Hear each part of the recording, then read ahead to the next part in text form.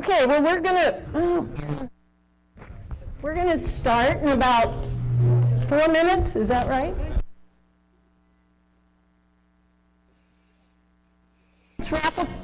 Come on, you guys. Let's get that. Oh, that's not natural? That's not natural. I screech, but not that bad. Anyway, if you need raffle tickets, you have to get your own from Dan. Suit Camp? Raffle, yes, sir. What you got there?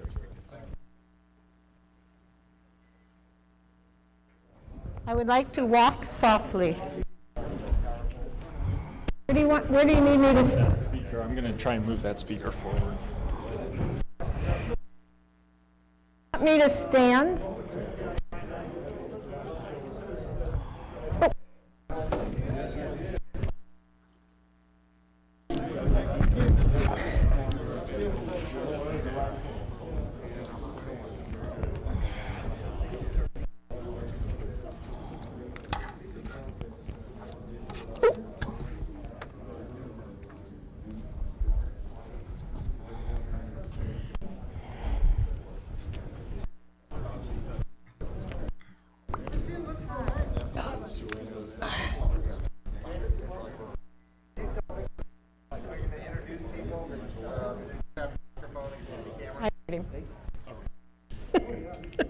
And who has the microphone? Okay. I know. I don't like that. Ow. My clicker is not working.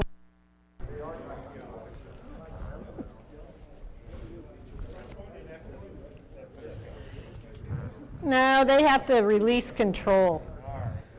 And it's over here, not that.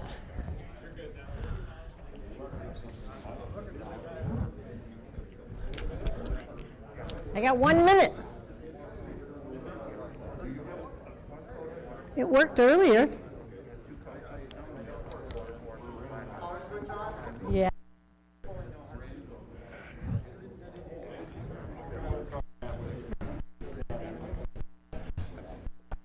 Hopefully it's not working. No, because I was using it before.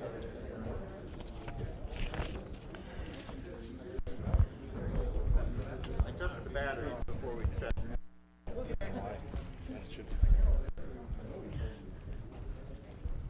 Oh, that was me. Oh, that was me.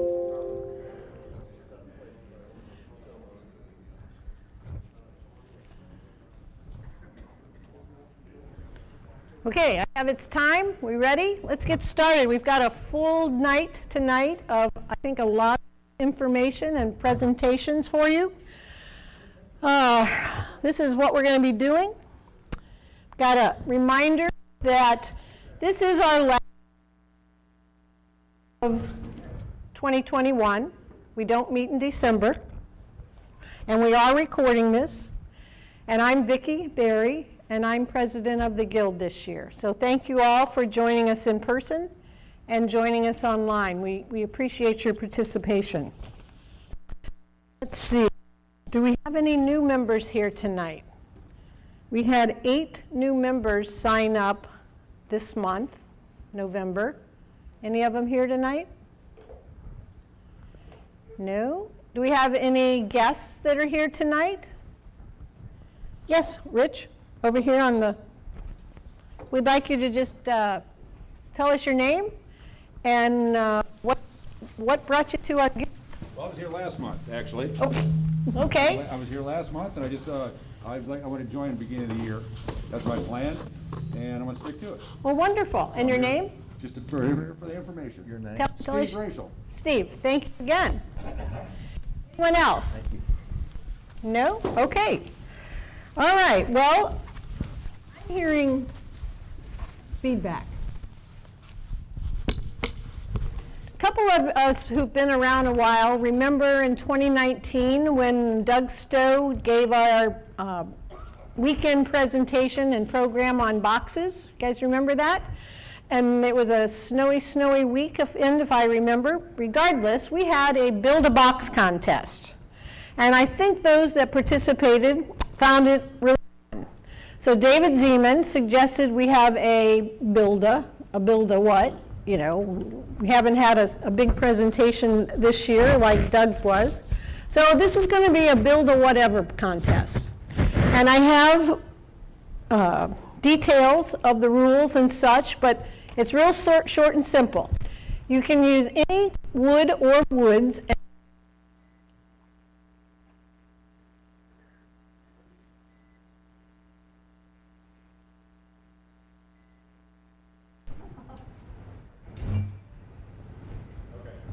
Okay.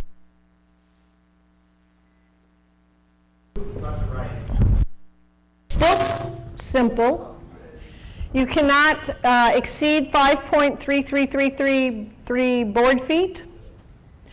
Any wood or woods is acceptable. You can use any amount of hardware, and you have to bring it in person to the January meeting. We will have prizes, and anyone who enters will have a $10 reduction in their We're in charge of swapping mics. Is that your shirt? in their off their dues. Okay. Anyway, more information is on a handout. Please pick one up. We'll also have it posted on the web. And thank you, David, for coming up with that idea. There is one thing that I would like to read from the program, and that is, we aim for this competition to be fun and fair for everyone. Whether you decide to design your own project and compete for most creative, or download a standard set of plans and demonstrate your ability to execute those plans with perfect precision. We hope everyone enjoys the process and feels they have a chance at the prize. So think about that, and we look forward to your entries in January. Okay, so that's oh, look at that. This is what happens when they put me in charge. That's the 3 short rules. Okay, show and tell. Everybody signed in? Okay, well, I'm going first because it has taken a long time, but I finally got my bathroom vanities done. And it all started with that sink on the left. I found that sink and decided that's what I wanted. So my lingerie cabinet is on the outside there of the bathroom, and so I wanted the vanity to be in that flavor. So I built them out of white oak, and I will say I had Don Turner's Build a Vanity, or Build a, what is it? The Build a class, and it, I can't be more tickled with it. My bathroom finally got done, and a couple weekends ago, Don came out and helped install the doors and the drawers. And top left is what it was, right is what it is, and we added some trays on the left side and then the 4 drawers in the middle, and then it's just an open cabinet for the plumbing on the right. Thank you. Thank you. Thank you. Thank you. But wait, there's more. So it turns out there was enough wood left over, so I built the vanity to replace the one upstairs. And I designed both of these, and the drawer at the bottom is for all your toilet paper, because there's just not a lot of storage in that bathroom. So overall, I'm just, again, tickled to death. Couldn't be more pleased. Could not have done them without Don's help and guidance and expertise. He's a great teacher. I mentioned last month that if you have a chance to take the class, take his class. It's well worth your time. These took more than a weekend, but, you know, I was special. So, okay, so let's go back to the next person on the list. Is this a for a nativity scene? Okay. All right. Hang on.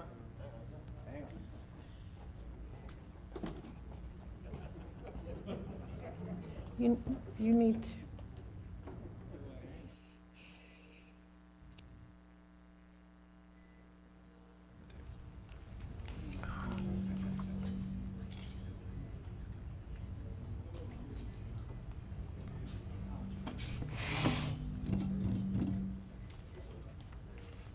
All right. 40-some years ago, we bought a Nativity Scene, and my wife wanted a manger to put it in. So this is about the first thing I've ever built in my life, and I had no common sense wherever.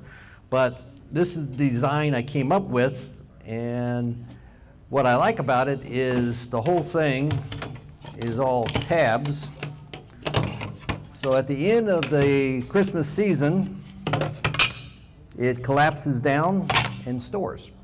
So that was my idea that I came up with in my garage when I was about 22 years old, and I'm still proud of it. I did put a light fixture in it, but then it wouldn't lay flat because you had the dumb socket and everything with that. So basically, this is my knockdown Christmas manger that I came up with, and it all works off of tabs. So, put it back together. So you got that slotted.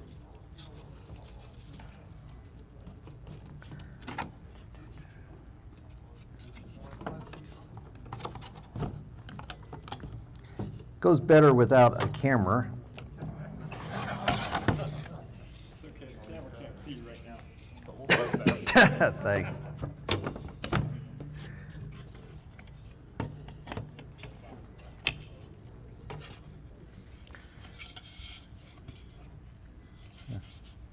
Make sure.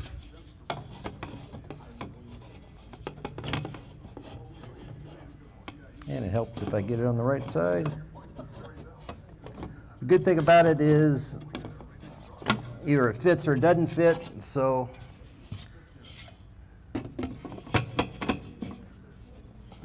and there you go. Ta-da! You will. Okay, I forgot to do the raffle. Anybody else have show and tell? Okay, Jennifer, I'm going to ask you to draw from Dan. We have at least 5 items tonight. Last 4 digits, 4994. Oh, 4994. Linda Turner, come up. You come twice a year and you win both times, don't you? Okay, we have 2 $20 gift certificates to Rockler, one $50 gift certificate to Rockler. We have a drill press vise and a pen from Ron. I'll take these $50. I figured. Making noise. Thank you. That's what Mike do. 4976. 4976. Keith, do you have a preference? Okay, $20 gift card. One more left. Okay, we need All right. 4949. 4949. Bill Shucott, He bought his after me. What's the choice?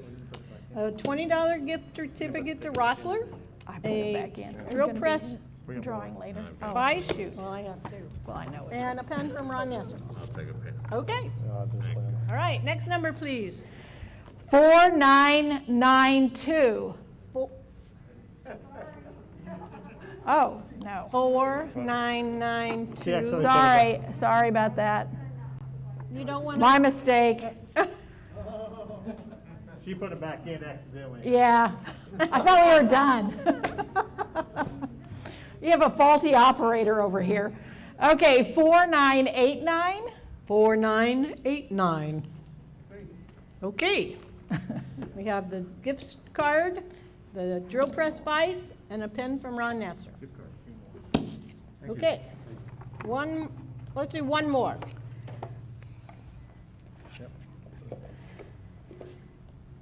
This is a red ticket, 6319. 6319. Okay, you get the drill press vise. Is that okay? Okay to put them back. Okay. All right. We did raffle, we did show and tell. Oh, while Jennifer comes on up, I just wanted to call your attention to the 3 tables that the Christmas elves have put together as a sample of the toys that they've been working on for about the last 6 months.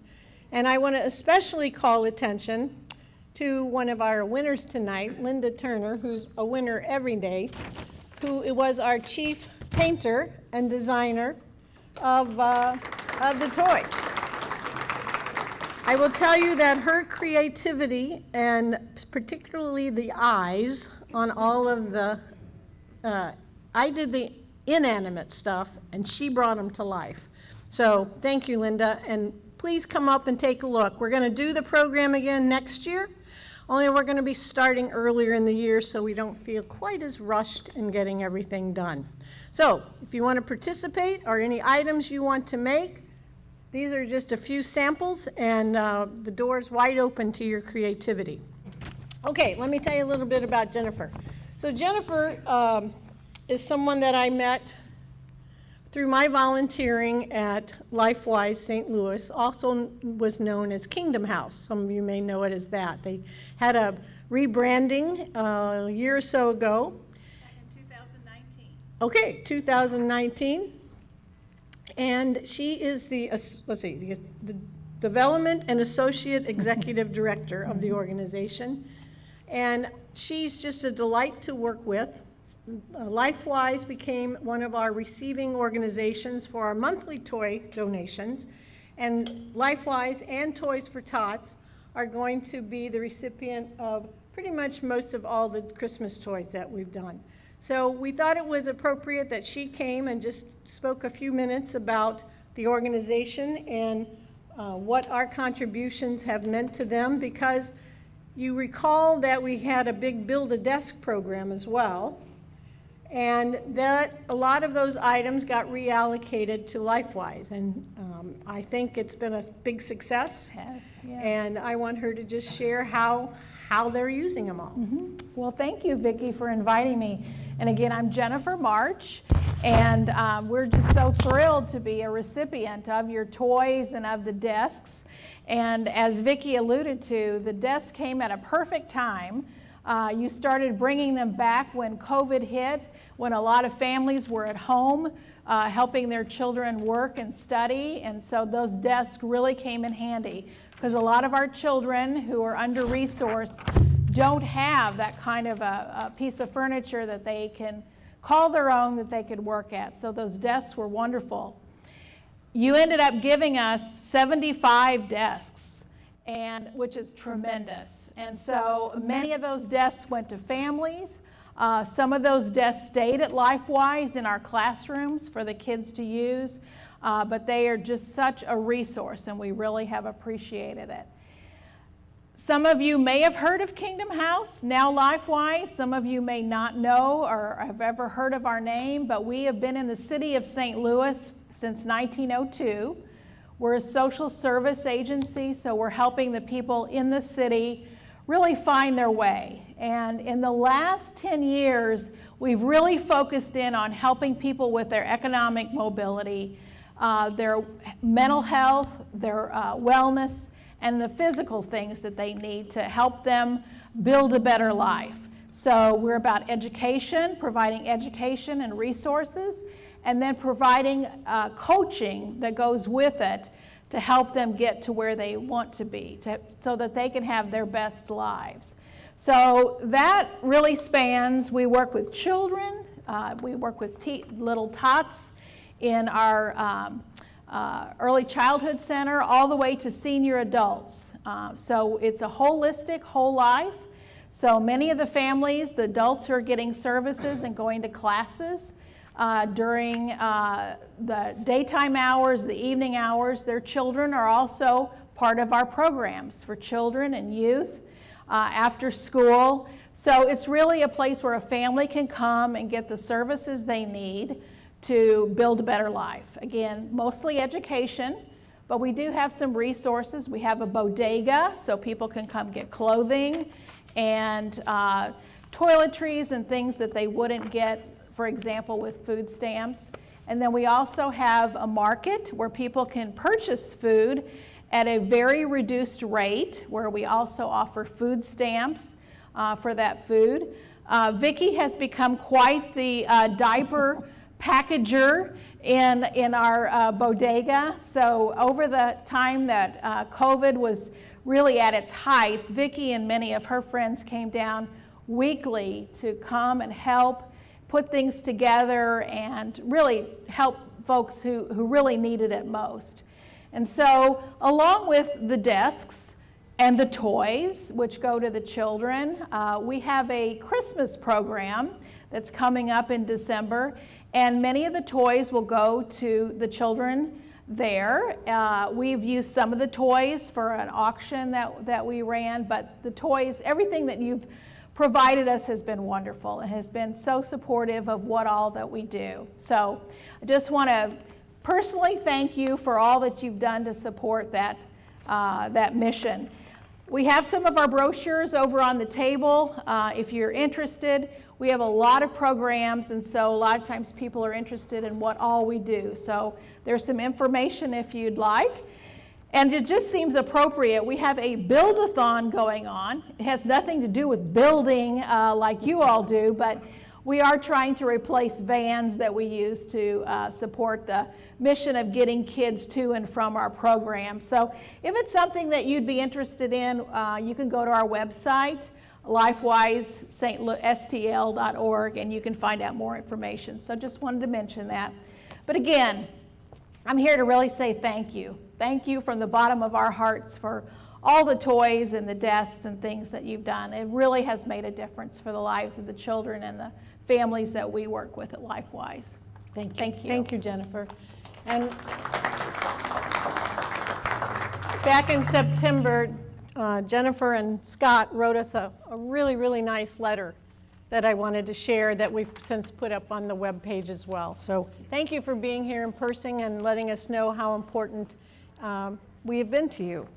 I also have one other announcement before we keep moving on. And as you know, we're in the Shriners Center here. And every year they have a Festival of Trees, which is going on right now. In fact, it's between the 20th and the 27th of November. You can do a virtual online raffle, I guess it's a raffle, donation for winning, not just the tree, but they said everything under the tree. So I know they're downstairs in the space we normally are in, but you can also look online at mula.org and their Festival of Trees. So they support us, and we hope that we can support them as well. All right, let me double check here and see if there's anything else. Okay, we are here. Yes, sir? You want to? I don't know what that. Oh, I was going to do the intro if you wanted. No, that's not what I want. I want something else. Oh, okay. Bill. No, my business part.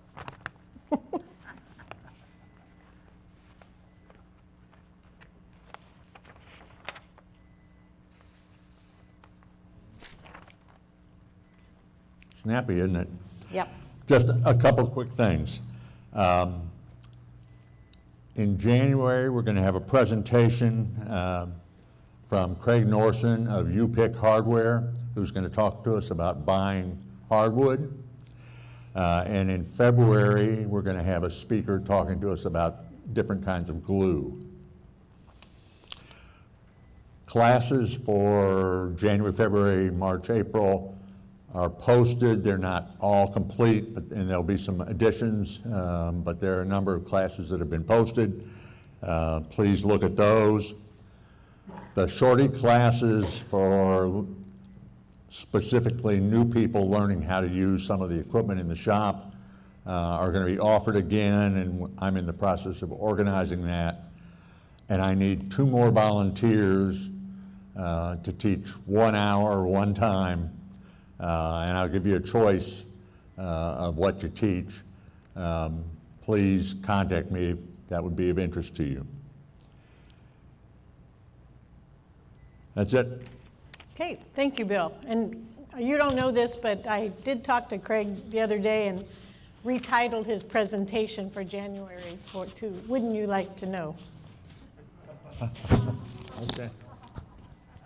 Okay, back to Mary May. Do we have her on? Okay, well, let me do the intro and then we'll flip to her.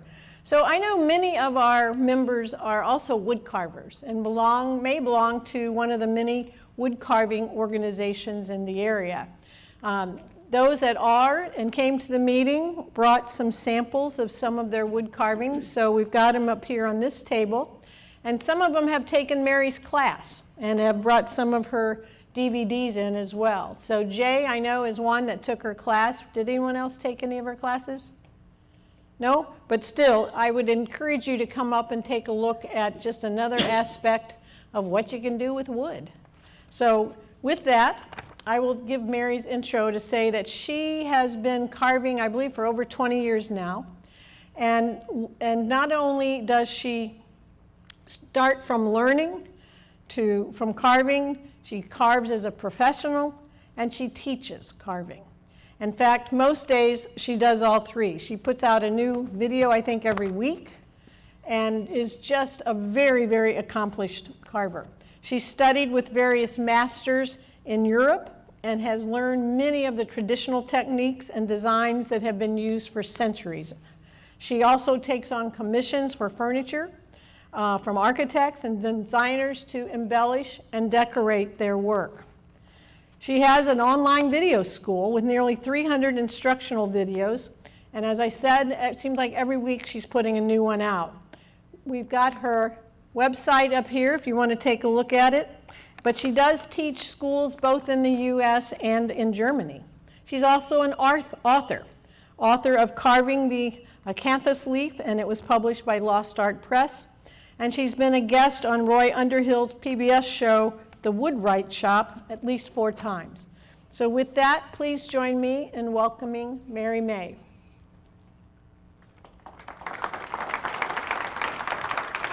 Okay, can you hear me? Everything good? Okay, all right.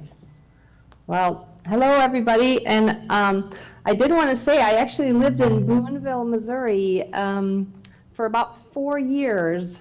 About 20 years ago. So I don't know if I can actually say I'm officially a Missourian, but anyway, it's I lived there. Boonville is sort of right by Columbia. It's right on 70, going right in the middle there between St. Louis and Kansas City. But anyway, thank you for having me. I thank you for that wonderful introduction. I sort of feel like I should just start diving in, but I just wanted to I wanted to say a little bit about how I got started. I was over in Europe, amazed at the cathedrals and the castles and all the intricate carvings of that very European decorative work, and I just fell in love with it. And at the time, I really thought that maybe I was born about 200 or 300 years too late, because everything was ancient. Everything was just, at least 200 or 300 years old. And I thought, no, there's no way. And I wasn't even sure if it was being done at all anymore. So I was actually, at that time, I was living in Minneapolis. I went back home and I looked in the yellow pages. It's that big, thick yellow thing that we don't really have any of anymore. You put on chairs to sort of raise little kids up higher. I looked under wood carving and found Artistic Wood Carving Studio. And I called up that number. I thought, ooh, that sounds exactly what I'm looking for. And Konstantinos Papadakis answered the phone in very broken Greek English. And he said, yes, come by, come look at the shop. And so I came by there, and I knew within, about 30 seconds that was what I wanted to do forever. Just the smell of the shop and all, covered in all these decorative carvings, picture frames and fireplaces and all this. And I thought, it's perfect. But I studied with Konstantinos and kind of apprenticed with him really for 3 years. And then I sort of ventured over to Europe again and just tried to glean as much as I could from other master carvers, because sometimes you can sort of get stuck with one person and that style of teaching, maybe that style of design. So I ended up just trying to learn as much as I possibly could, because I knew I was, one way or another, I was going to figure out how to do this for a living. So I ended up coming back to the States, and close to that time, I think I was actually, that was probably, I'd lose track of years, but I think that was about the time when I ended up in Boonville. Some of my family moved there, and I was kind of following them around. And I discovered, though, that Central Missouri was not really all that conducive for decorative, ornate carving. I didn't get a lot of commissions. So I ended up moving south. I'm in Charleston, South Carolina now. And because of the history, because of all those, grand homes along the water, I thought there'd be a lot of restoration work. So I do a lot of that here, but a lot of it ends up being more national and Northeast, a lot of the more wooden detail in homes that I do either repairs. So I do things, this kind of fun. This is a ball and claw foot, that historical, the American period furniture. This one, if you look closely at it, do you see there's actually a gap there? And it's called a Goddard Townsend style ball and claw foot. This is usually on maybe a tea table, something like that. And yeah, there's actually a gap through there. But this was based on a very traditional 18th century carving. And I always go to that and I think this is way before vacuum cleaners, because there's no way if I vacuumed that, it would be broken off in a second. So, so some of the details, the Newport style shells, that type of thing. This is a Philadelphia highboy. So I do a lot of commissions of details for American period furniture. And if you're not familiar with the Society of American Period Furniture Makers, it's SAPFM. And if you're not familiar with them and you're interested in that type of 18th century American carving and furniture, it's a great source. I think there's something like 1,200 strong members and lots of information sharing about that period. So you mentioned the book that I wrote, Carving the Acanthus Leaf. This is over 300 pages on this extremely obscure design. But if you're into the classical designs, it's everywhere. So let's see, I'll show you a couple samples of them. All right, and the funny thing is, even when I teach classes, I ask everybody in the class, 10 students, how many people have never heard the word acanthus leaf? And half the people didn't even know how to pronounce it, let alone heard of it. And so I realized I sort of picked one of the more obscure designs, but I bet you see that type of thing everywhere. You see this, on mirror frames, on picture frames, everything. It is that very classical design. You see it on the Corinthian capitals, those leaves that sort of splay out on a. There's that leaf there that's very sort of that French Rococo leaf. So anyway, I thought it was going to be a small little book, and then the more I got into it, I realized how much more there was to do. And so I literally could do another 300-page book on all the many different additional designs. So there's 13 different designs in this book. I probably could do twice as many. It's between the Greek, the Scandinavian, the English. Yeah, it goes on and on and on. But I absolutely love the leaf. I still love it, even though I spent 3 years writing a book and absolutely obsessed with it, and I never got sick of it. Well, I shouldn't say that. There was a time when I was about ready to throw the book away, but I got over it. Okay, let's see. I want to make sure I'm not missing anything. Okay. I wanted to mention, I want to show you something here. This is actually my very first carving. This is a piece of hickory, I believe. I just took it out of a pile of construction pile, really. And I grabbed this piece of wood, and I had a really dull chisel that I bought at a garage sale, and I had this big rubber mallet, and I had a rasp, and I had a lot of sandpaper. And I basically spent 3 days hacking away at this thing, and you can kind of see it's all, you know, I can actually see the chisel marks, and right there, just sort of a gouge that got caught. And so I was so eager to teach myself or learn somehow that I had to go do something. Anyway, so that was the result, and I'm glad I kept it. And I would encourage you to keep your very first carving, because you can always look back at it and say, look how far I've come. So I keep that, and I bring it to my beginning classes also. And so what the result of this was, I desperately needed a teacher, and that's when I met Konstantinos Papadakis. And so yeah, for the last 10 years, I've been doing this online school. It's all video based, and I add another video every week, and there are over 300 different videos, and it just keeps growing and growing and growing, all beginner, intermediate, advanced. And also, if you're interested in learning and just kind of get an idea to see if this is something that you want to do, there's a lot of free videos. There's about 6 hours of free videos on sharpening, on some basic carving techniques, a few basic projects. So feel free to go to my website and just sign up as a free member, and you have those to watch. What it is really just gets you an idea of whether this is really something you want to do. Now, I don't use the technique of holding on to a carving and using small, whittling knives or palm gouges. This is all clamped down using the long handled, the long gouges, and using them with both hands. So it's a different world than doing the figures and that kind of carving. You know what? I always cut myself when I do that. Always. So I stay away from it. Like the long handle gouges, because everything is on this side of the blade. Okay, so excuse me, I'm gonna go ahead and start talking about some of the equipment that I use for carving. And I am going to switch. Bear with me. I'm gonna make me smaller here in the corner, shrink me down, and I'm going to get another screen going here.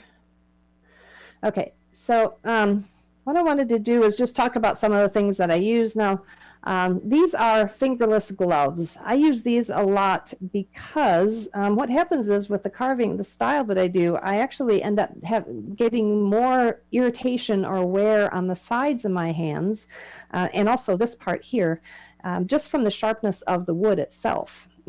These don't necessarily protect you from sharp blades, so you need to be really careful not to touch the end of the tool. So these are just, either bicycle gloves, weightlifting gloves, rowing gloves. Ideally, you want to have something that covers that. This one doesn't quite cover it. Ideally, you want to have something that has a little bit of a wrist there, because this, if you look at that, that's actually kind of a hard edge right there. It's not a bone. That's actually a callus from many years of carving. And so I don't wear these all the time, but if you're carving in something very hard, like, oak or walnut or something like that, I really can actually, bleed on the side because of the cut from the wood itself. But generally, if I'm just doing, using basswood and not doing a lot of real aggressive carving, I usually go without. I probably use gloves maybe 20% of the time. There's also, you've seen the Kevlar gloves that completely cover your hand. You can use those if you're concerned about cutting yourself. If you do end up using using a knife, and you want to take and protect your thumb, you can use this sort of stretchy medical tape and wrap it around 5 or 6 times. Now, this was only if you're going to be using the knife. You don't necessarily need this for the tools that I use, but it just ends up protecting it. Now, when I use the knife, I participate in the local carving club here, and it's not set up where I have the workbench and everything, so I do use the knife. And I wrap like 6 or 7 layers of this, and by the end of the day, I take the tape off, and it's completely shredded. So yeah, I desperately need it. Okay, just want to talk about some of the mallets that I use. All right, so I love mallets. I've got like 15 of them behind me, and these are just a sampling of them. Just the variety. They're my little friends. So, anyway, so I like the little brass and steel mallets, and they're really nice. They're about 1.33 pounds. Anything between 1 pound and 1.5 pounds is really ideal. And I like the metal ones because, let me just show you how I use these. So if I'm going to take it like that, I actually do a lot of tapping. Oops, bear with me a second. I actually do a lot of tapping like that, and do more light tapping. If you really want to, remove a lot of wood, then you're going to be using a heftier mallet. Now, you wouldn't necessarily be able to hold on to the head of the wooden mallet like I do with this one. All right, very light tapping, and then you can use it a lot heavier. Okay, so I do that a lot. It's actually more for controlled cuts like that. So turned mallets, they're great. Sometimes, though, you have to get such a large turning to really get enough heft. So what you can do is take, let's just say a small one here. This is probably about 3/4 pound. And so what you can do is you can drill a hole right there and maybe add a little bit of weight, a little bit of metal, a little bit of, maybe epoxy and metal. You can, try doing that just to weight it down. Again, over 1.5 pounds ends up being a little bit too much. Your arms get tired. It just ends up being a little bit more awkward to use. Okay, and the woods that I like to use, or certainly I like to start people out with, from a student perspective, is basswood. All right, it's a very lightweight wood, soft wood, hardly any grain. But you do need to be careful. You need to get some really northern basswood. All right, southern basswood, whether it's Georgia, North Carolina, Tennessee, they do have basswood trees, but a lot of times you actually see a real obvious grain. You can see on this, hardly any grain showing at all. And this is from northern Wisconsin. Really nice one to start out with. Another wood to start out with is butternut. And this is, it's a really pretty wood. It's got a really nice grain. Similar feel, similar cutting to the basswood. It's soft enough, but you can make it look like another wood. You can make it look like walnut. Actually, this is technically, it's called white walnut. Unfortunately, though, there is an issue with the butternut trees where there's a blight. So many of the trees that you're finding now for the sourcing wood are either from cut down trees or ones that have died. So unfortunately, there's probably a limit to what kind of butternut we're going to be getting. So by the way, this was a class I just taught last week at Roy Underhill School in Pittsboro, North Carolina, on carving the green man. And that was a beginning class, a 3-day beginning class. So people started out with a very, very basics of this is a chisel, and by day 3, they had a green man. So it's a lot of fun. Okay, so once you get past the beginning stages of using basswood, then you can move into wood like walnut, right? This is it's an elephant ear. My yard is actually being invaded by elephant ears, so I sort of, I gave in. So instead of trying to kill them all, then I'll just carve it. Be careful, never plant an elephant ear in your garden. Maybe that's just a southern thing. It'll just completely take over. But look at the sheen to this. It is absolutely beautiful. I didn't sand this. I left the tool marks in there, and you can tell on the walnut, if you have really sharp tools, you can get beautiful sheen to it. And then you've got the mahogany, Honduran mahogany, that's what this is. And then this one. Okay, and again, this is that Newport shell. This is for Philadelphia Highboy. It's the cartouche for the top detail. And mahogany is really beautiful, beautiful to carve. However, nowadays though, it's really unpredictable what is happening with mahogany because they kind of throw together sapele and African mahogany, which actually ends up being really challenging to carve. So, and then you might want to try then cherry, but a lot of times when you move into the harder woods, I mean, that's what I call real world carving, because especially if you're doing furniture, you wouldn't really use basswood if you're going to be carving furniture or building furniture. You'd be working more in walnut or cherry or something like that. So you're going to be really, you know, maybe using a mallet a little bit more just to get into the wood. Just a different technique. This, with the basswood, a lot of times you can just push the tools through, and sometimes just doing the roughing part of it, you'd have to use a mallet for some of the harder woods. Okay, and I wanted to talk about the workspace that I work in. Now, this is my workbench. I've had this probably about 17, 18 years, something like that. It's nice to have this where you can have bench dogs like so, all right? And then you take a carving and you place that carving in there and then just tighten that, and then you can rotate it. Very quick, very easy to do that. Ideal height for this type of work, you don't really want to be leaning over too much, and you also don't want to have to sort of lift up your shoulders too much. So what I suggest is maybe an inch or two below elbow. You can still lean over it and really sort of lean and use leverage that way, but you're not just, you know, having a sore neck by leaning so far over that it really strains the back.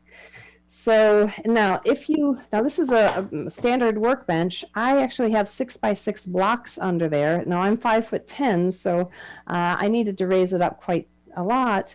And if you didn't want to do that with your workbench though, if you do other things with that workbench and need it at a lower height, there are other options. And this is one that is really quite good. I'll just show this. This is a Schoberg. It's called a workstation. It's really good. It lifts it up probably 5.5 inches. So from a standard workbench height, it would really make it a comfortable carving height. And it's strong. You've got a nice vise on the end. You've got bench dogs. And you just clamp it down. You could screw it permanently. They've got the ability to screw it down. It's portable. You know, if you wanted to carve in a hotel room or maybe sitting on a picnic table, you know, in a beautiful scenery, you could take it. You know. Depends on how obsessive you are. And also, talking about those, they're sometimes called bench on bench. You can also go on the internet and find all sorts of designs. There's a Veritas vise that is used for that. There's a lot of designs, top bench or just carving bench, but something that actually sits on top of your regular bench just to make it a more comfortable height. And wanted to show you one other thing. So if you don't have a workbench like this, there's another technique that I'm going to show you where you can pretty much work anywhere. You can work on tabletop, you can work on a countertop, pretty much whatever level surface. Wouldn't necessarily recommend working on your lap, but I wanted to show you a technique that I use. So what this is actually one of those little shells, just work in progress here. And so what I did was actually cut out the outside on a bandsaw, and then I stuck this down with double-sided tape onto just this temporary backer board, and it's just plywood. It needs to be a pretty straight board, but the reason I do this is so if you don't have bench dogs, you can just take this, clamp it down, and you can clamp this board. And what that does is it makes sure that you have the freedom to carve this entire surface and not have clamps in the way, and you're free to carve without any damage. Now the thing is too, I also use this method if I'm using the bench dogs and I've got a very awkward shape like this. So let's say if I'm carving this one and I just took this and just put it in the clamps, it's going to be very awkward because you'd have to clamp this, you'd have to place the clamp somewhere on there. So I end up just using a backer board for any kind of things that I cut out. I call these appliques, where you cut it out and you apply it. So here's another example. All right, this is an acanthus leaf that also is a work in progress, but if you see, excuse me, so I cut it out on a scroll saw actually, and I stuck this down with double-sided tape, and now I'm free to pretty much clamp all of this out here and not have anything in the way. Now I wanted to talk about that double-sided tape, and now there's all sorts of woodworkers tapes. There's carpet tape you can use. Be careful with the carpet tape. Don't leave it on too long because it will get brittle and hold way too much. The way that I use this, and this is really why I've decided to use, it's a golf grip tape. It's golf, G-O-L-F, grip tape, and it's what you wrap around the golf handles to hold or the metal part of the golf handle to hold the handle on. So you can either use that or you can use woodworker's tape, but I like to use the kind that is kind of a masking tape type of material, I guess, paper-backed. And because, let's say for this particular one, it's very fragile, it's got a lot of delicate areas. When you're finished carving, you take a flat chisel and you can go under there and kind of separate it, and you just lift it and do a little bit of a twist of the chisel and it breaks the seal. However, you don't want your carving to break. Oh, excuse me, let me get a drink. You don't want your carving to break. So the fragile ones, what I do is I brush around the outside with a solvent. I use lacquer thinner. It works particularly with this. You brush it along, it soaks into the tape, and then you just pick it up and it lifts up literally very gently with 2 fingers. It will release the stickiness of the tape. It's very, very helpful when you're doing some major fragile carvings. So that's why I like to use that. Now this one is actually a woodworking tape, I think spec tape, but there's also the golf grip tape. You can just get it from golf supply stores.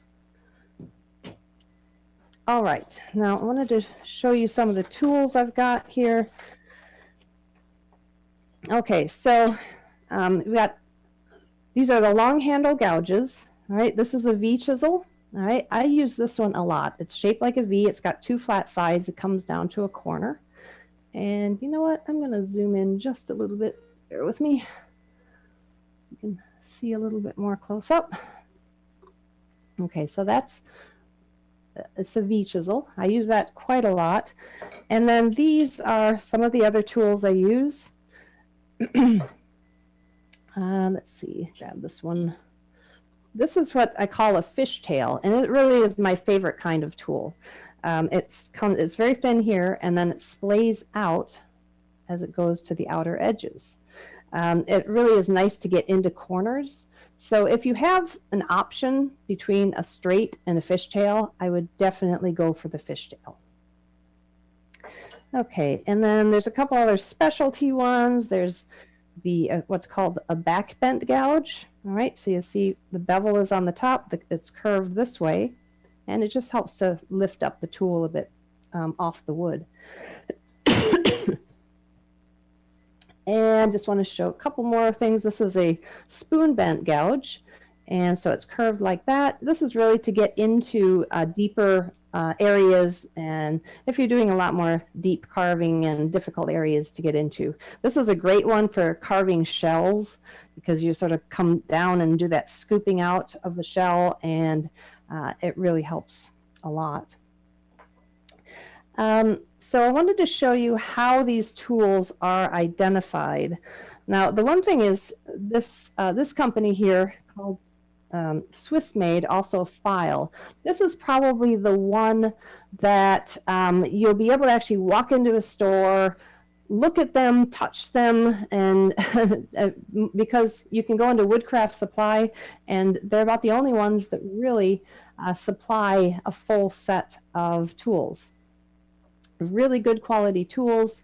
There's those, and then there's some German tools. There's Dastra, and some other ones. Let's see, I'm just gonna grab some random ones. There's Austria, Stubai, the Old English tools, if you're into antique tools, ADDIS, Addis.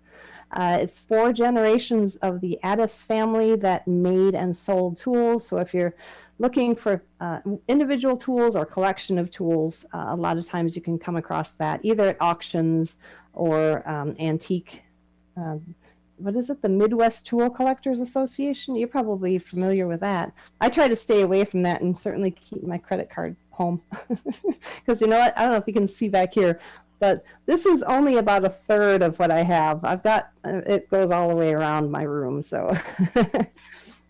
Yes, slightly obsessed. I think I haven't actually counted. I'm almost afraid to, but I think I've probably got about 400 gouges. But having said that, I want to show you first of all, how to identify the tools. And I'm also going to give you a kind of a basic set of tools to start out with. So no, you don't need all of these, but if you ever just need permission to buy more tools, I'm okay to write you a note. And you can say, Mary said I needed more. Okay, now I wanted to talk to you about how these tools are numbered and how to identify them when you're shopping for them. So right there, you see there's a number on them. The one thing I like about the Swiss made or the file is that they actually have them on the handle. Very few, in fact, I don't think I have any other tool brand that does that on the handle. Normally, they have it on the side, they have it stamped on the metal, and it's very tiny, so you have to kind of let the light reflect correctly before you can actually read it. So, excuse me.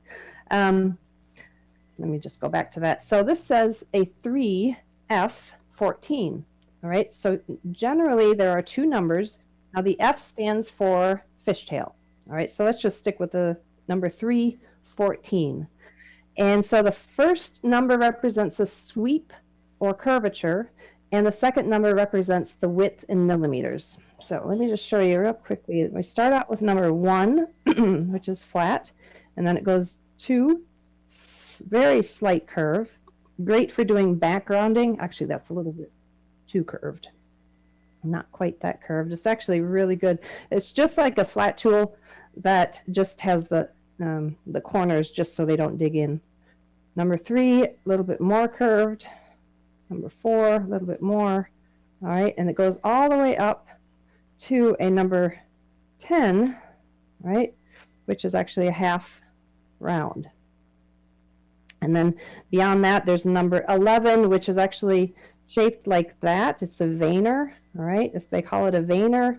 The small ones they call veiners because, let me show you, this is actually a campus leaf that where the vein lines were made with a very small veiner. Okay, that's a veiner. And also, as they get larger, let's say like a larger than 3 millimeter, they refer to this as a fluter because it makes flutes. So let's say you've got a column and you're making a fluted column, right, like that, and then looking at the cross section of it. All right, and this tool would be really, really good to make those cuts because they've got high walls and it'll clear that cut. So again, a fluter. Okay, so V chisels are referred to, well, from Swiss made, the one I like is the 60-degree angle, and that's a number 12, all right? And there's various ones, V chisels, they run 45 degrees, 50 degrees, 60, 75, and 90, but I have got, oh, I don't know if you can see that now, I've got my V chisels over there, and I've got about 15 V chisels, and they're all 60-degree angle, every single one of them. So you can see that, that's the angle of that. Never really had any use for any of the other sizes. And so I wanted to show you also just the basic starter set. So there's a company up in Canada called Chipping Away, and they're actually selling sort of a set that's they're a Mary May set that is kind of my preferred set, but they are also the Swiss-made tools or file, P-F-E-I-L. And it's about 6 tools, and it's around $200, which actually is really reasonable. A lot of times the tools individually, they can run from $35 to $50. So especially, and I really wouldn't recommend you going going to a Harbor Freight and getting those things that probably are better used as screwdrivers. But it's even if you're in a position where you can't afford to get that whole set, just buy 1 or 2 of the really good quality ones, because unfortunately, if you start with bad tools that aren't very sharp, you're just going to stop before you start. So I really would recommend that you invest in some good quality tools. Everything that you buy nowadays, they're razor sharp off the shelf. It wasn't how it was when I started. I spent about 2 months sharpening my tools when I started. But I wanted to list kind of my favorite set. It's a very sort of rounded set. All right, so these are again, the first number is curvature, second number is the width in millimeters. Okay, so basically what I'm doing is number 3s, number 5s, and number 7s, and just a 6 and a 14 millimeter of each of those. So very simple, a broad range of curves, and then also a 6 millimeter B chisel, again 60-degree angle. Okay, so if you go to chippingaway.com, it's just chippingaway.com. Go look at the set, and there's some additional ones if you wanted to sort of go beyond this, but this is a really, really good set, and you can see the shapes of them also. They show the actual individual shapes. But it's this good rounded set, and then beyond this, then you would fill in, so 6 millimeter, 14, maybe the 10 millimeter. So anyway, it's a good basic set. Just what I wanted to go over next, and I don't know how are we doing this for questions? Is this something that, should I stop? Should I take a break and have questions? Because I'm actually going to get into sharpening soon. And that's going to kind of take... Have questions how from the audience? We can come around with microphones if you guys want. No questions yet? Go on. Okay, well, I'm just going to get the sharpening set up here. How am I doing for time anyway? I don't have a clock in front of me.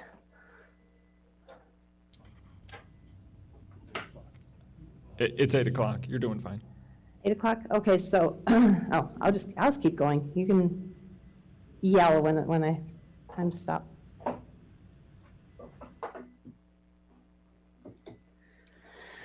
Okay, I guess I'm talking fast. All right, so I wanted to talk about sharpening. Now, this is kind of a unique technique of, because of the curved shapes, we need to really position it and actually move across the stone in a particular way so you cover the curve of it. So now what I use are diamond stones. I've got 2 stones here. Got a 1200 grit and an 8000. Now the 1200 is also referred to as an extra fine, and the 8000 is referred to as extra fine. Now these are DMT diamond stones, the brand. DMT is, I believe, diamond machining technology. I used to use Arkansas stones, and then I ended up moving to diamond stones about 5 years ago, and really cut the time of carving or of sharpening in about half.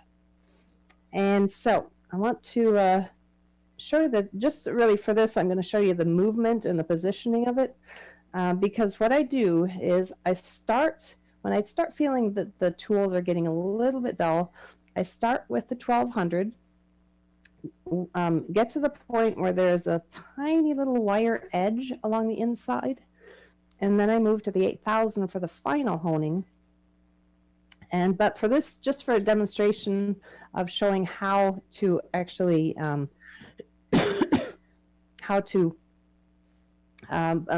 moving the stone or the tool across the stone. Just want to show you on this. So diamond stones use water. I've heard you could use Windex. They recommend using water, maybe with a little bit of detergent, but I've heard that Windex is really good. One of the tricks to helping to make sure that the tool is positioned correctly is to take a Sharpie or a permanent marker and color the back side. Unfortunately, this marker is not real fresh. But if you've ever used this technique with other tools, flat chisels, planer blades, it's really helpful making sure that it's placed on the actual stone correctly. I'm really losing my voice here. Okay. So what I want to do, you know what, I'm going to back up just a little bit so you can see positioning a bit better. Okay, and so what I do is I take and I rock the tool until I feel a flat, and I just start moving. I actually move my body side to side, and then the only part that is actually rotating is this wrist right here, right? So I'm taking that and just twisting it. You know what? Let me just bear with me. I see that I'm kind of blocking things here. Let's do that. Okay, you can see a little bit better. So, all right, moving side to side. All right, and now looking at the back side, making sure that it's covering the whole flat surface from there all the way to the tip. All right, and I do this, again, you want to start with the 1200, get to the point where you get a little tiny wire edge folded over the inside, and then you move to the 8000, and I'd say probably 2 or 3 minutes on the 8000, and that's really just to create that really shiny mirror finish. And then once you get that, then you take these slip stones, and okay, so these are shaped, these are Arkansas stones usually, and you've got a curved side and a corner side for the V-chisel, and you take it like this and you just go right along the entire inside edge and take that wire edge and you push it to the back side, and then you put it back on the 8000, just enough to flip that wire edge to the inside again, and you just go back and forth, back and forth, back and forth, sometimes 5, sometimes 10, maybe 15 times, depending on how large that wire edge is, and inside and outside, until that little wire edge falls off, and then you use a leather strop. And there's a couple different ones that I have. This is one that the Guild of Oregon Woodworkers made me, and it's really a very nice shape. And it's just a piece of wood that's shaped. We've got a curve there. We've got several different curves there we can use. And then we've got the flat surface. Really helpful just to have one thing to use. You want to take it and you want to just drag it back, and this is just a piece of leather, and it's got a honing compound on it. It's a green honing compound. There are so many honing compounds out there, and as long as you, when you drag back, you are creating that very shiny mirror finish. It's a pretty good honing compound. There's many of them out there, and usually anything that you can use on a buffing wheel will work. All right, and then just take and drag across the inside. Now, quite often I use this technique of the leather and the stropping. I use it a lot just to hopefully bring it back to a nice sharp edge without having to actually put it onto the stone. So I use this a lot in the middle of carving, maybe when I'm just starting to, maybe when I'm just starting a project. I just take all of the tools and run them along the leather strop, backside, and then inside, just to touch them up. And sometimes they will actually remove pretty aggressive nicks out of there. Now this is also something, you can have something more floppy, right? And then just drag back. This actually has a silicone carbide powder on it. This I've had for, my entire career. How many years? 30 years. Drag back, never had to replenish it. This is something that I've made. This also is extremely old. You can tell, but it's just a various radiuses and leather glued to it, sort of glued, you can see it's falling off. And then the rouge or polishing compound on the surface. And this is really helpful because I can put a lot of pressure on it, and my fingers are way away from the blade. Okay, so when you finish with that, that is a very, very sharp tool. Okay. And I am going to show you the next one that is really, really a challenge to sharpen, and that is a V-chisel. And so let's just use this. It's a nice big one, so hopefully you can see what's going on with this. But you can use the Sharpie, you can use the marker process, but basically what this is 2 flat chisels and coming down to a corner. So what I'm going to do is sharpen this as if it was a flat chisel. So however you sharpen flat chisels, go ahead and sharpen it the way you're comfortable with it. Flat chisel on that side again until you get a little tiny wire edge along the inside. But I want to show you what the biggest issue with sharpening a V-chisel is. And I've got this fancy wooden prop here. So if you look closely at what's going on, if you look closely at a V-chisel, there is a slight radius to the inside of the V-chisel. It's almost invisible. You don't really notice it, but the reason for it is it actually helps clear the wood a little bit.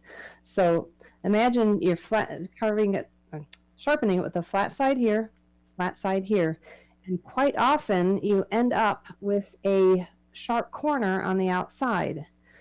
And so what happens is if you look sideways at it, doesn't show it on this sample, but if you look sideways, it actually produces this little beak of metal sticking out. And that is because there's this thickness of metal there. So the trick to deal with that is you take this outside corner and you sharpen it as if it was a tiny little gouge so that the outside radius matches the inside radius. And ta-da, like that. I love props. Okay, so you got an outside radius, a slight radius matching the inside. All right, now that is usually the biggest issue with a V-chisel. And I set my V-chisel down somewhere. Oh, there we go. So let me just go back. So flat chisel, and you get the wire edge along the inside, and then you take it like this and you basically sharpen it like a tiny little curved gouge so that you're dealing just with that outer corner. And you can kind of see that there's already a radius there, and you can maybe see that slight radius on the inside. It's not a real tight, sharp corner. Okay, so then with the slipstones, you can use the corner side of it Now, again, let me just go back. You wanted to actually do that first on the 1200. Again, same thing. Start on the 1200 and then move to the 8000 for just that final honing. I'm like one of those cooking shows of fast forward through. Take it out of the oven and it's sharp. Okay, so here we go. Flat. All right, come to the corner and then flat along there. All right, yeah, I don't know if you can see that there. I'm trying to get it into focus. All right, so flat along there, right into the corner, and then flat along there. All right, that's dealing with the inside. Then you go back on the 8000, flat side, and then the little corner. So again, maybe 5, 10, 15 times back and forth until that little wire edge gets so thin that it falls off. And then we use the leather. So you can use this for just the flat side. And I probably use the leather strop more on the V chisel than on any other tool just because it's such a pain to sharpen. So I really, really try to hope that it comes back to a nice sharp edge just by using this. And this is, so we've got this little area right here that you can use to get that. Now, although if you look at it, I brought this to many classes recently, and I think some people have reversed it. you don't push it, you drag it back, right? And so I'm going to have to actually reshape that and put some more of the honing compound on it. But this is just wood. Whoops. This is just wood itself. These have leather on it, and this does not have leather on it because when I had leather on it with this thickness of leather, it actually did not allow it to really fit tightly into the corner. So I just left it bare wood, and it's fine. If you've ever seen those flex cut ones, you can buy them, and they've got various shapes, and it's just plain wood, and then you just rub the honing compound across that the wood surface, and it's the same thing. Does the same thing. All right. Are there any questions about that? I'm actually going to do a carving demo. I think I've got time, right? Just want to do some carving. Are there any questions before I get started on that? Very helpful. Can you hear? Oh, there we go. Very helpful what you're showing us about sharpening. Two questions. One is for cleaning that burr or that thin wire on the inside. What kind of grit stone or what are you using there? And the second question is any leather, or there's a lot of different qualities of leather. What kind of leather do you need to sharpen?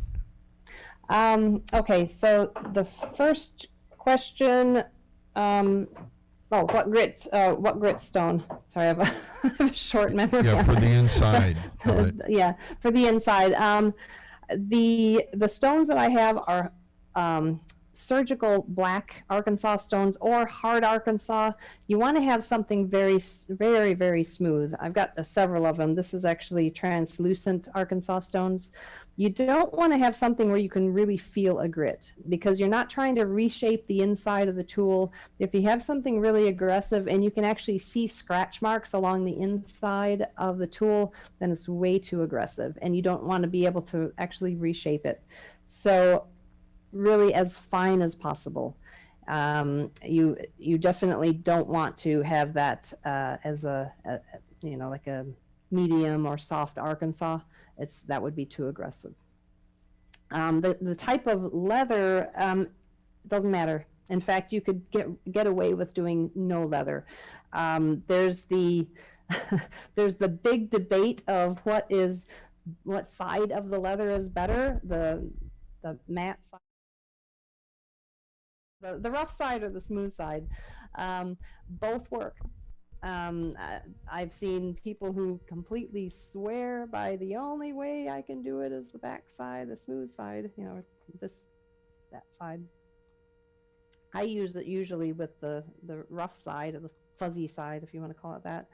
But it really doesn't matter. Whatever works, I use just any kind of leather. My my teacher was a rough and really tough Greek guy. He would use the palm of his hand with no stropping compound on it. So, you know, I'd see him go on the palm of his hand. You don't want to go reverse on that one, though. So I don't know, there's something in maybe the oil and the leather, something. I'm not sure what it is, but it works. Anyway, I hope that helps. Hope that answers the question.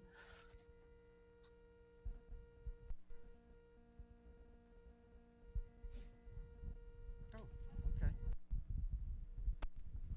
Anything else?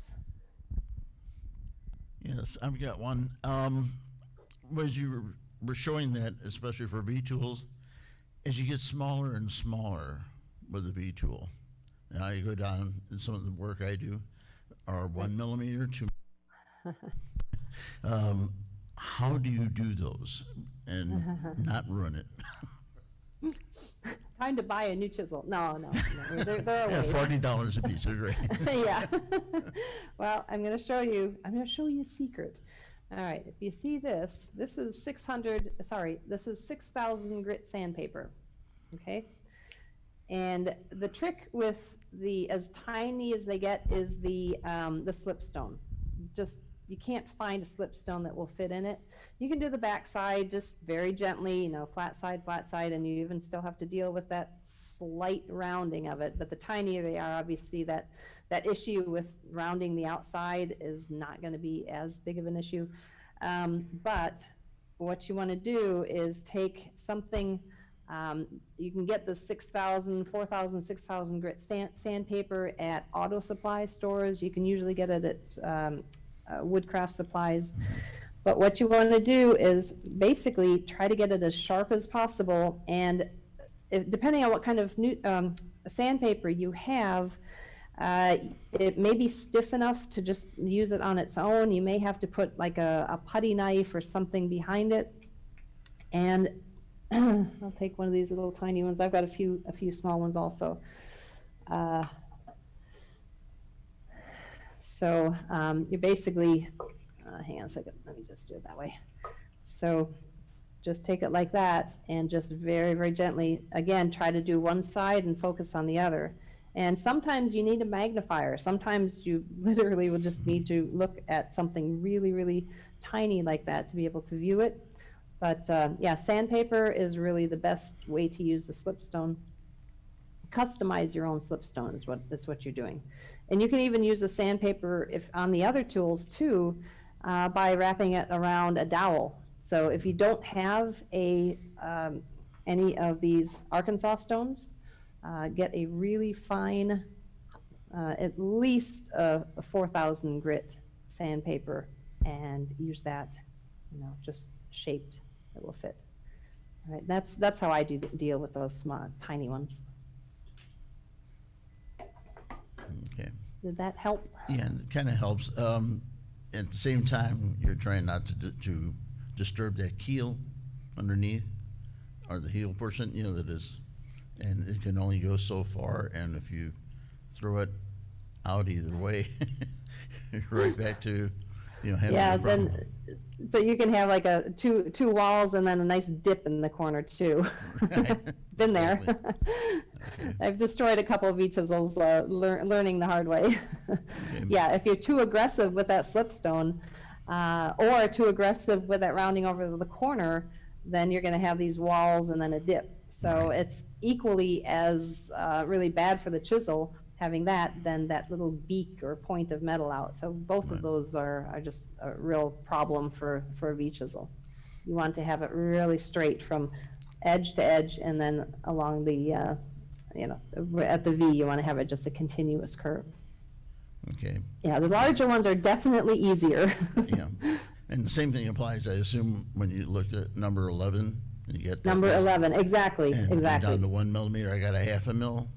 Yeah, yeah, oh yeah, It you takes some definitely time. are gonna need, no slipstone would fit in there. Absolutely. You definitely need to use something, sandpaper, yeah, Right. yeah. And the thing about the veiner is because of the walls, they're basically flat walls and then around, you're going to need to actually really realize that there's going to be a period on the stone where it's going to go flat and then round and then flat. Let me just show you real quick what I'm talking about with that. If I can, I'll get a big one here. So let's just say this is the stone. So basically you're going to take it like that, flat, without rotating at all, and then flat, and then there's going to be the rotation, but then there's going to be another flat. So you have to take it across the stone. I mean, you can pretty much take it into thirds on the stone. You know, this is that flat, all right, up so this way, flat, and then rotate it, and then flat. Otherwise, if you just take it and just general rotate it, you'll never reach these outer corners. Right. So that's, you do have to kind of compensate for the fact that it's not a symmetrical and exact curve, basically. And they'll also bend. What's that? They'll also bend. If you They'll bend? Yeah, if you a little bit too much pressure on Oh something that's goodness, small, yeah. they'll just Oh yeah, they get very, on. very delicate, yeah. Okay, are there any questions before I get started on this? Any other? Just a second. I'm just going to start, so I'll just I got some busy work to do, so you can ask questions. I just want to get this going. When you're sharpening, do you ever try to put a micro bevel on any of your chisels? Are you talking about on the inside No. On the outside. or the on the bevel outside? side. No, I haven't, and you can do that if you're going to be just using it for some heavy pounding, and you just want to really get it sharp. The reason I don't do it for any of my detail carving is because I quite often use the tools kind of as a planer, and what happens is if you have a micro bevel on the bevel side, it does an interesting, it makes the tool, let me just show you. So if you take it like that, it makes the tool want to do more scooping cuts rather than planing cuts. All right, you're talking about a secondary bevel right at the edge. And so just the nature of that shape will kind of want to do more scooping. So you end up having actually more tool marks as a result, rather than the sweeping cut by just, catching the blade right there. And that's why I do it. But again, if you're just trying to get a tool sharp, then yeah, sometimes it's quicker and certainly a lot easier to just get it sharp, and not worry about that. Now keep in mind, sometimes you buy a tool and you buy a brand new tool and it already has a little secondary bevel. The Swiss made or file ones do have that a lot on the brand new tools. So you do have to realize that sometimes when you sharpen them for the first time, you may have to remove that. If you want to use the tools with that in mind, as that really controlled cut of again, using it kind of like a plane. So, I mean, that's how I do it.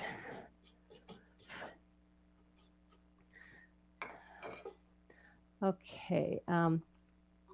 Did that, hopefully that answered that question.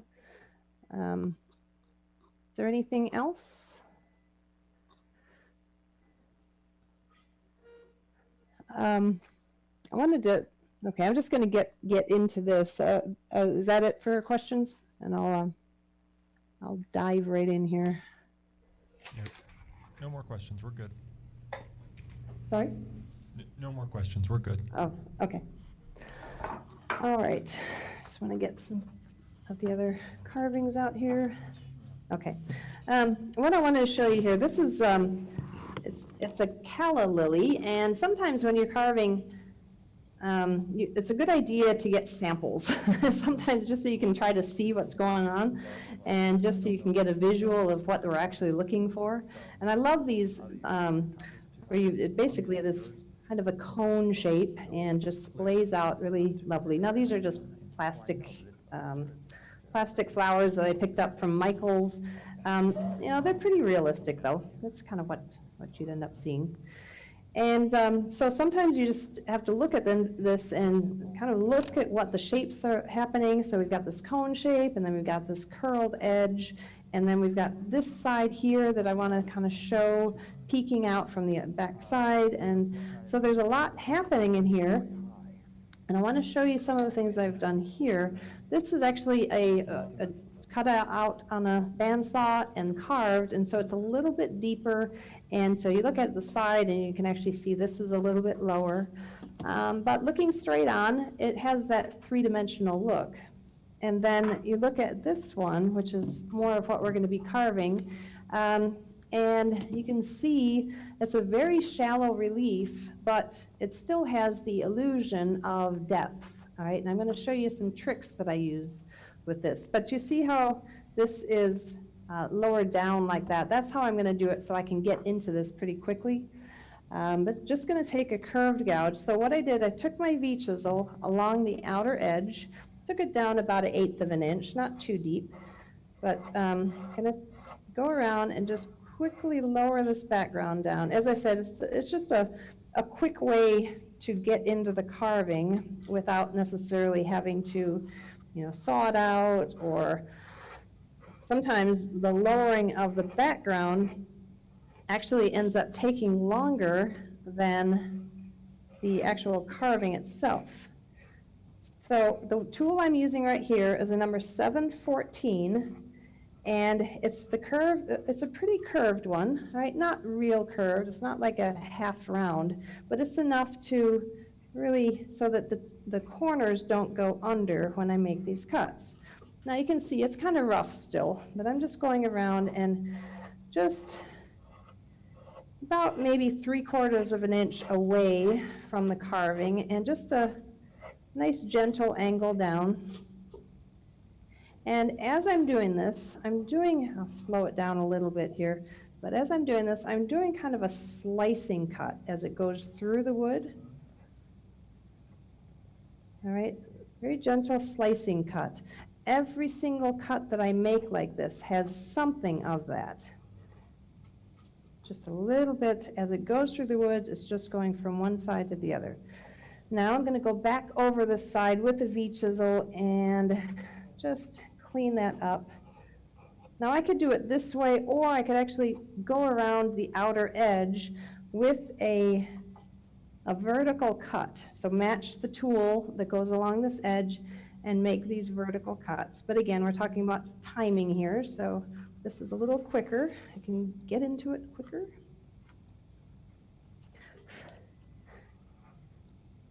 All right, and then just clean that up there. Yeah, it's getting a little sloppy. But anyway, that's what happens when you try to rush things. Okay, so now I've done this side. Now, if you notice what I'm doing, I'm always I have both of my hands on the tool at all times.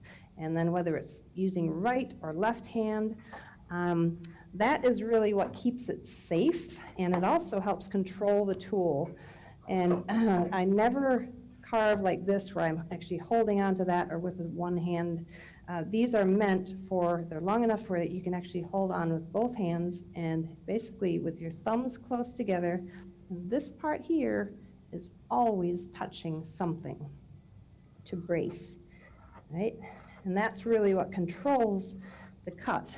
The hand that is actually on the metal is what is holding and controlling.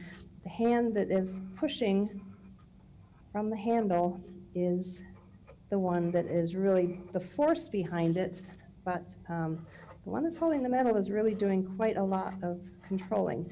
Now, I'm very much a right-handed person, but I'll tell you what, if you the awkward part of learning the right and left hand will make life a lot easier. And usually when I teach, it ends up being actually by the end of the first day of teaching, and if you kind of force yourself through that, usually by the first day, it's pretty equal right and left hand, because they're both doing a lot of work. It's just one is more sort of leading than the other. Okay, so anyway, as I think that's okay, a little sloppy around the corners, but anyway, that's the idea. I just wanted to really look like it's lifted off the ground, or off the background. Now what I'm going to do is I'm going to take my V-chisel and go in this direction and this direction. And take the V-chisel and just go right along that line, because the first thing I'm doing is talking about, or trying to figure out the overlapping of different elements. All right, so you can see that coming in like that.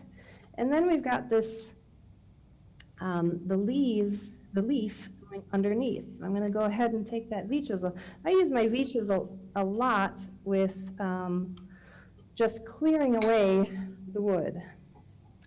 And now I'm going to take this and make it look like it's going underneath that stem, and just lower it down slightly. Doesn't have to be a lot, just enough to give it the illusion that it is layered. And then we can do the same thing here.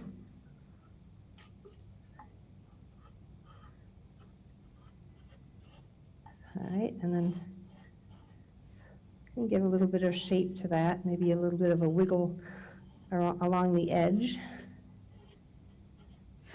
Maybe some shape down the center. Anyway, not gonna do a lot with that, but give it a little bit of a ripple to it.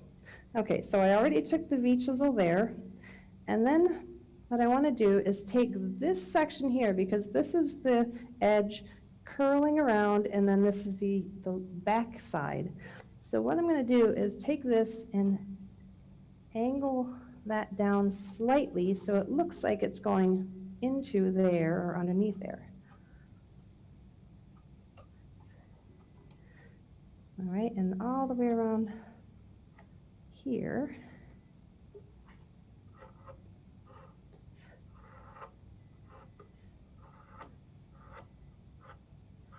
And so that is actually curling back around there.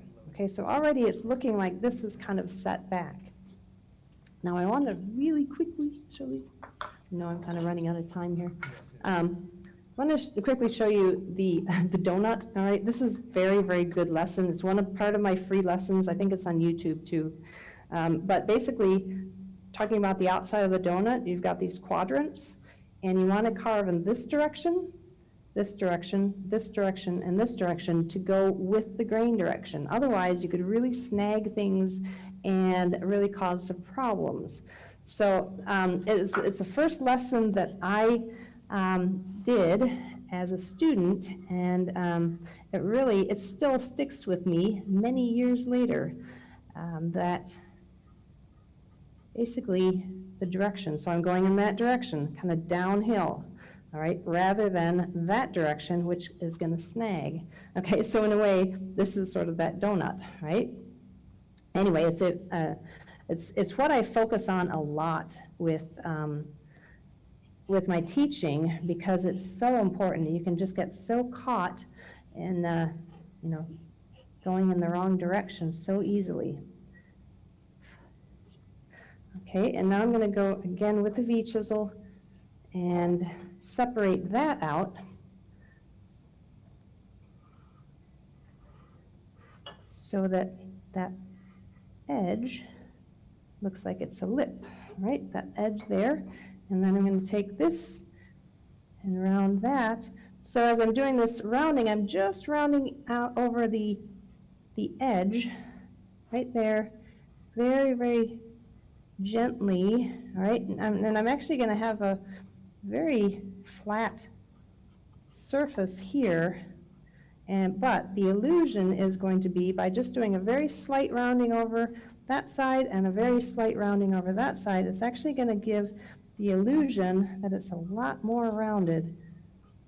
It's like it's giving you enough information, your eyes seeing it, but your brain is going to be filling in all the blanks. All right, and I'm just going to get rid of that line there. I don't like seeing the template lines. And then one final thing here, I'm going to round this over so it looks like it's curling back. Now notice I'm doing most of this with the bevel side down. All right, if I did bevel side up, it would get really caught and kind of snag. All right, and then last one, I'm going to make some V-cuts in there and make it a, there. Okay, done.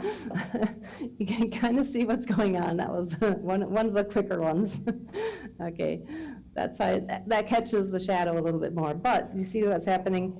Rounded just there. All of this is still very flat, but because you've rounded it there and there, it gives basically your brain is filling in all the information that's not there, and when you look sideways at it, there's hardly any relief, but straight on, it really gives that illusion.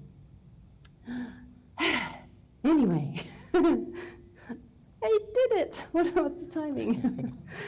All right, so anyway, hope you're still out there. I can't see anybody in the audience or anything, so I have no idea if everybody ran home. Yeah, that was wonderful. Thank you. Thank you. Are there any questions?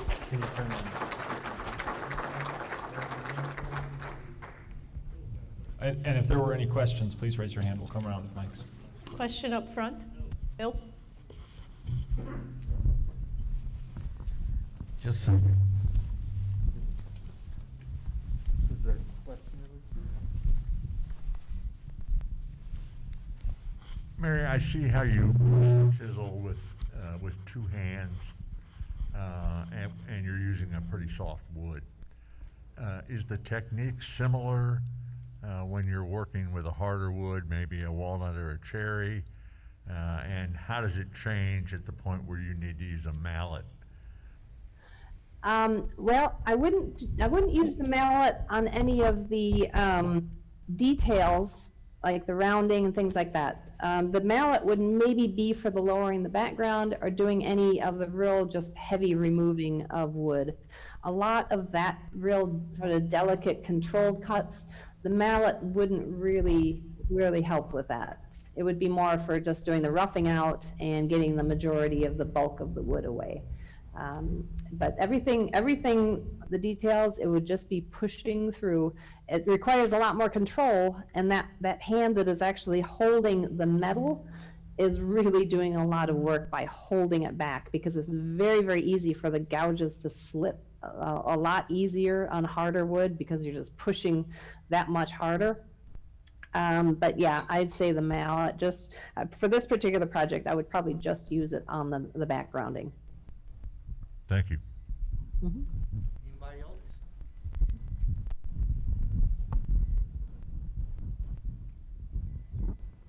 No? Okay, well, Mary, thank you very much for an amazing thank presentation. you.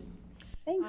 Wood carving is not something that I have in my bag of tricks, and probably won't.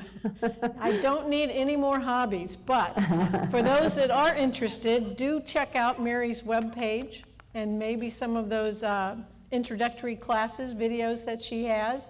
And just a reminder that we do have some examples from some of our members of carvings that they've done, and I know they're happy to answer any of your questions about some of the work they did. So Mary, thank you again. We'll let you go. All right. Thank you. Thank you. And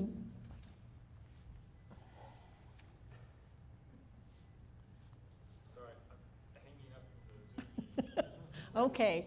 Well, I was really just going to wrap out the evening with thanking everyone for being here tonight and joining us online. I want to thank you again for a great year. We continue to grow as an organization, and I encourage you to have a safe and thankful holiday with your families and friends, both this month and next month. Remember, next month we do not have a meeting, and January we'll have Craig come talk about all things hardwoods, and wouldn't you like to know? So thank you, everyone. We'll close this down, and we'll see you next year. Oh, yes? Is this presentation that we just saw with Mary make, is that available on the website, or to see what went on tonight, what she talked about? Please hold.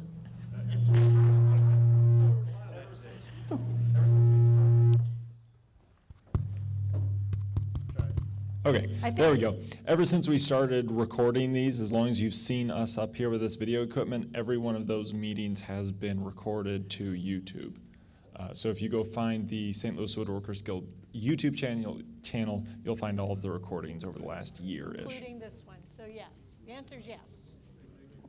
Any other questions? All right, everyone, thank you again, and take a look again at our sample of Christmas toys that we're going to be donating, and look forward to your participation in the coming year.